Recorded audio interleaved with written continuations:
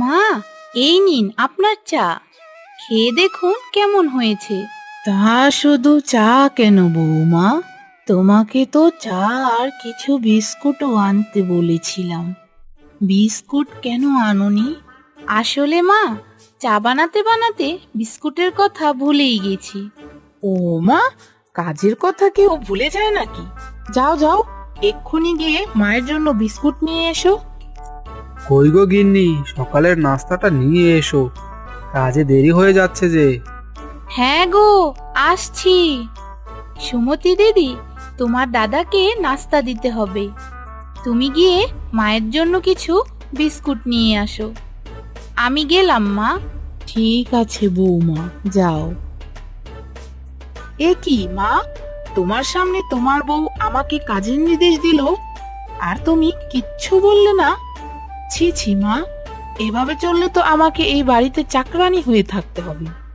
আমি আবার কি বলবো সুমতি, তোর দাদার বউ তো এরকমই। যা মা, তুই আমার জন্য কিছু বিস্কুট নিয়ে আয়। না মা, আমি তোমার জন্য বিস্কুট আনতে পারবো না। আমার বর আমাকে এ বাড়িতে রেখে গেছে বলে মনে করো না আমি তোমাদের ঘাড়ের বোঝা হয়ে এসেছি। কিছুদিন পরই আমি চলে যাব, তাই বলে তোমার ছেলের বউ আমাকে কাজের নির্দেশ দেবে? এটা তো আমি একদমই মেনে নেব না। আচ্ছা থাক মা, আমার বিস্কুট লাগবে না, চা আমি এমনিতেই খেয়ে নিচ্ছি। শোনো মা, এই বাড়িতে আসার পর থেকে দেখছি তোমার ছেলের বউয়ের সাহস দিন দিন অনেক বেড়ে গেছে। এখন কি না আমাকে কাজের হুকুম দেয়। শোনো মা, তোমার ছেলের বউকে যদি এক্ষুনি টাইট না দাও, তাহলে কিন্তু পরে তোমাদের সবাইকে পস্তাতে হবে। নারিশ, তুই মালতীকে চিনিস না, ও এরকম না। হয়েছে হয়েছে, আমার সামনে তোমার ছেলের বউয়ের এত গুণগান গাইতে হবে না। চললাম আমি, তুমি নিজেই তোমার বিস্কুট নিয়ে খাও।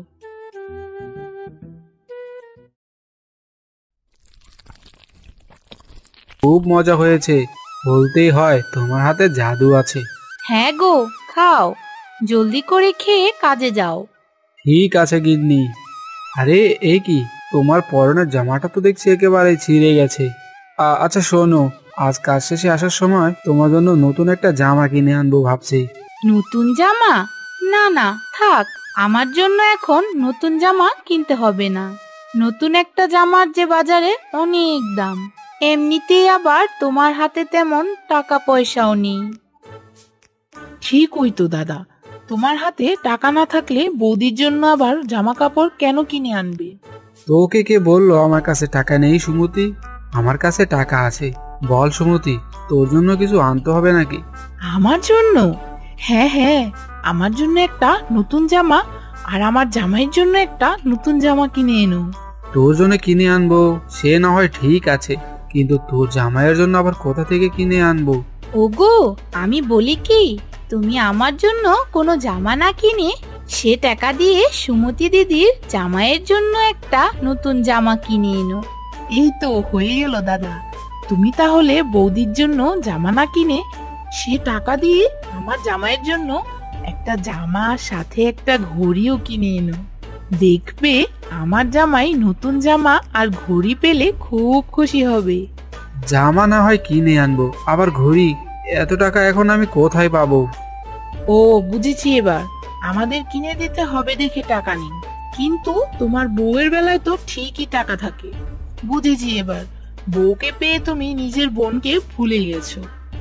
আরে না না, তা হবে কেন? আচ্ছা ঠিক আছে, তোর আর তোর বরের জন্য আমি একটা নতুন জামা আর সাথে একটা ঘড়িও কিনে আনবো, কেমন? আচ্ছা ঠিক আছে দাদা। ওগো, সুমতি ও তার জামাইকে নতুন জামা আবার ঘড়ি এত কিছু কিভাবে কিনবে গো? এর জন্য যে অনেক টাকার প্রয়োজন। এত টাকা তুমি কোথায় পাবে গো? অত টাকা তো নেই, ভাবছি কিছু টাকা মোড়ল মশাইয়ের কাছ থেকে ধার করব। ওসব নিয়ে তুমি কোনো চিন্তা করো না। এই তো মায়ের খাবারের থালা দেখছি। হি হি হি, মা তো তার ছেলের বউকে খুব ভালোবাসে। দাঁড়াও, মা একটু পর ওই বুঝতে পারবে তোমার ছেলের বউ কেমন। হি হি হি। হি হি হি হি।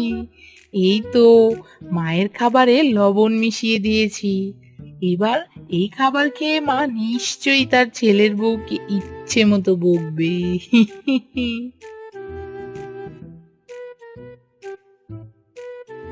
ওয়াক্থু, এ কি বৌমা? বৌমা কোথায় তুমি? জলদি করে এখানে আসো তো। কি হয়েছে মা, এত ডাকছেন কেন? এসব তুমি কি রান্না করেছো বৌমা? এগুলো মাছের তরকারি নাকি লবণের তরকারি? ওয়াক্থু, মানুষ তরকারিতে এত লবণ খায় নাকি? কি সব বলছেন মা? আমি তো তরকারিতে ঠিকঠাক মতোই লবণ দিয়েছিলাম। ঠিকঠাক মতো লবণ দিলে তরকারিতে লবণ এত বেশি হলো কি করে? বলি কি, রান্নাটাও কি ঠিক মতো করতে পারো না বৌদি? বিশ্বাস করেন মা, আমি ঠিকঠাক মতোই লবণ দিয়েছিলাম, কিন্তু লবণ বেশি হলো কি করে কিছুই তো বুঝতে পারছি না। তুমি লবণ ঠিক মতো দিলে তরকারিতে হঠাৎ লবণ বেশি হলো কি করে? মা, তোমরা আবার আমাকে দোষ দিচ্ছ না তো? না রে সুমতি, তোকে কেন দোষ দিব? হ্যাঁ, দেখে তো তাই মনে হচ্ছে। এই বাড়িতে আসার পর থেকেই তো দেখছি তোমরা আমার সাথে কেমন জানি করো। না না সুমতি দিদি, তোমার কোনো দোষ নেই। মা, আপনি বসুন, আমি আবারও তরকারি রান্না করে নিয়ে আসছি। হি হি হি। কেমন লাগলো বৌদি? দাঁড়াও, তোমার আরো ক্ষতি করছি। যে করেই হোক তোমাকে এই সংসার থেকে আমি বের করবই বৌদি। হি হি হি।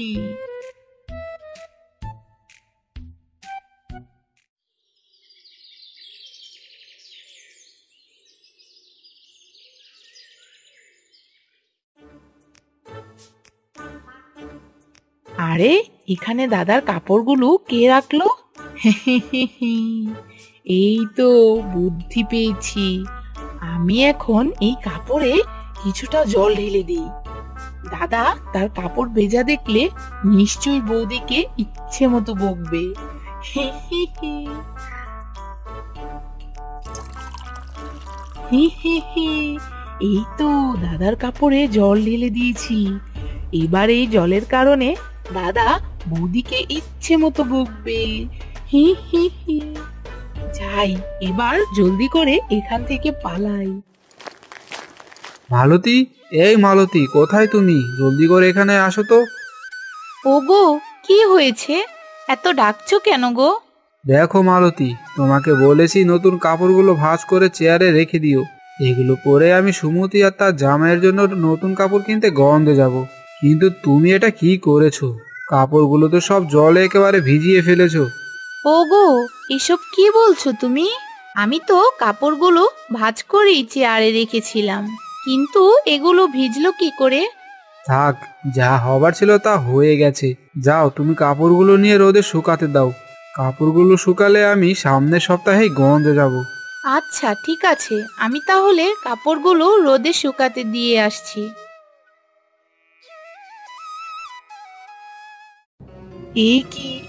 আমি কি করলাম? শেষে কি না নিজের পায়ে নিজেই কুড়াল মারলাম? হায় হায় হায়, এখন বুঝি আমার নতুন জামা আর কেনা হলো না। হঠাৎ করে এসব আমার সাথে কি হচ্ছে? সেদিন তরকারিতে লবণ বেশি হয়ে গেল, আজ আবার কাপড়গুলো জলে ভিজে গেল। হঠাৎ করে এসব কি হচ্ছে? কিছুই তো বুঝতে পারছি না। মা, ও মা, আমার যে খুব খিদে পেয়েছে। দয়া করে আমাকে কিছু খেতে দে মা। দেখবি, আমাকে খাওয়ালে বিধাতা তোর সব বিপদ আপদ দূর করে দিবে। তাই যেন হয় বুড়ো।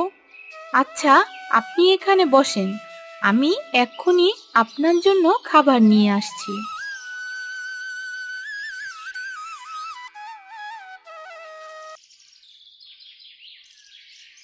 বুড়ো, ঘরে ভাত আর কিছুটা মাছের তরকারি ছিল, আপনি এখনকার মতো এতটুকুই খেয়ে নিন।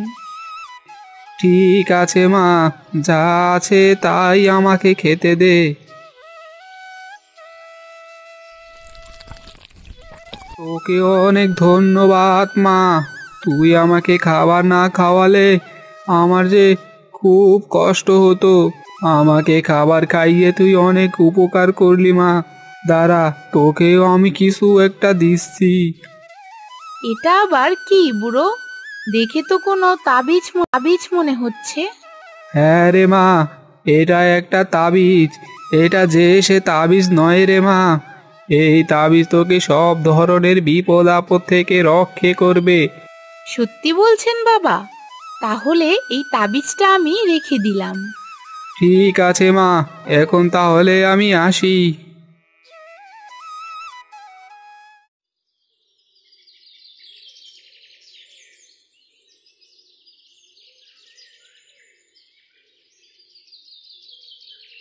আরে, ওই তো মায়ের জন্য পায়েস আর দাদার জন্য গরম 2 কাপ চা রাখা।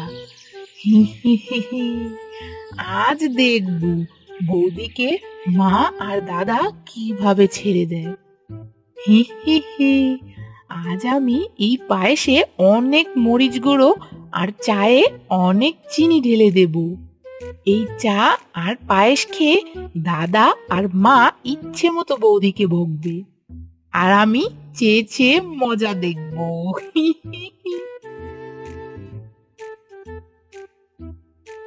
হি হি হি। এই তো কাজ হয়ে গেছে। এবার চেয়ে চেয়ে দেখবো সবাই বৌদিকে কিভাবে বকে। হি হি হি।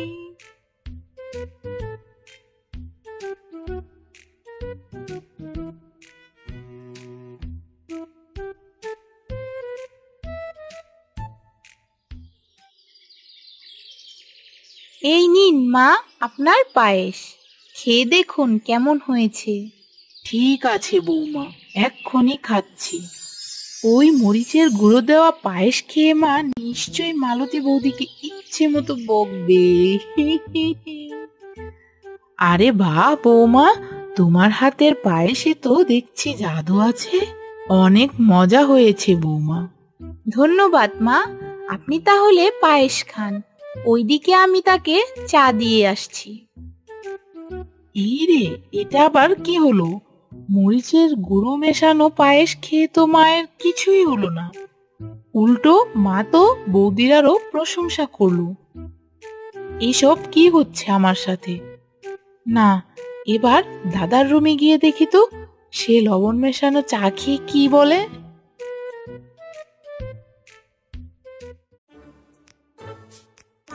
ওগো, এই নাও তোমার চা। এই যে দাদা, আপনিও 1 কাপ চা খান। গিন্নি, জামাইকে কি শুধু চাই খাওয়াবে নাকি? ওইদিকে সুমতিকে একটু ডেকে নিয়ে আসলে জামাইয়ের সাথে ওর ঝগড়াটাও মিটমাট করে ফেলতাম। আমার দিদি সুমতি খুবই লক্ষ্মী মেয়ে, ওকে নিয়ে না আসলেও ঝামেলা মিটমাট হয়ে যাবে। তোমরা আগে চাটা খেয়ে নাও। দুপুরে কিন্তু তোমাদের জন্য কষিয়ে মাংস রান্না করছি। বৌদি, এসব ঝামেলা কেন করতে গেলেন? আমি তো শুধু মালতীকে নিয়েই চলে যেতে এসেছি। ওসব কথা বললে হবে না দাদা, আপনি হলেন আমাদের বাড়ির একমাত্র জামাই। আপনার জন্য এসব না করলে যে সুমতি দিদি কষ্ট পাবে। এ কি, এখানে তো দেখছি আমার বরও এসেছে।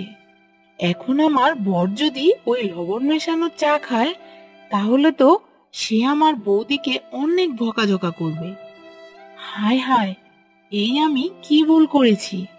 আমার দাদা বৌদির সাজানো সংসারটাকে এই বাড়িতে আসা মাত্রই ধ্বংস করে দিতে চেয়েছি, আর ওইদিকে আমার বৌদি কিনা আমার ভাঙা সংসারটাকে জোড়া লাগানোর চেষ্টা করছে। হে বিধাতা, তুমি আমাকে ক্ষমা করে দাও। আমি যে অনেক বড় ভুল করে ফেলেছি। না না, শুধু বিধাতার কাছেই নয়, আমার বৌদির কাছেও ক্ষমা চাইতে হবে। এই তো আমার লক্ষ্মী দিদি চলে এসেছে জামাই বাবু। বৌদি, তুমি আমাকে ক্ষমা করে দাও। আমি যে অনেক বড় ভুল করে ফেলেছি। এই বাড়িতে এসেই তোমার সাজানো গোছানো সংসারটা ভাঙতে চেষ্টা করেছি, আর তুমি কি না সব সময় তা গুছিয়ে নিয়েছো। বিধাতা যেন তোমার মতো করে আমাকেও সংসারে ধৈর্য ধারণ করে সব গুছিয়ে নিতে দেয়। না না দিদি, তোমার সব ঠিক হয়ে যাবে, তুমি কেঁদো না। হ্যাঁ গো গিন্নি, কেঁদো না, আমি সব হলে তোমাকে নিতে এসেছি। চলো আমরা সব আবার নতুন করে শুরু করব।